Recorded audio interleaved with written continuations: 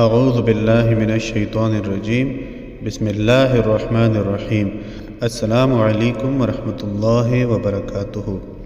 اس video میں آپ کو دنیاوی تکالیف سے نکلنے کے لیے اور نجات حاصل کرنے کے لیے ایک وظیفہ اور عمل بتایا جائے گا۔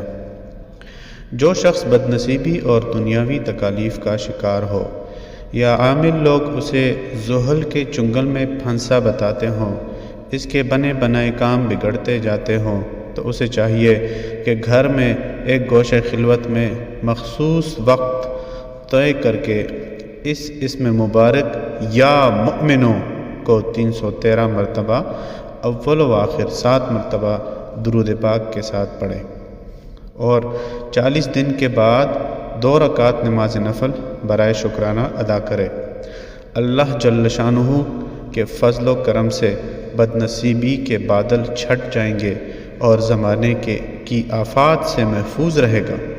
یہ اسم پاک اتنا بابرکت اور عظیم ہے کہ اللہ جل شانہ اپنے تمام کام اس اسم کے عامل سے مخاطب ہو کر کہتا ہے۔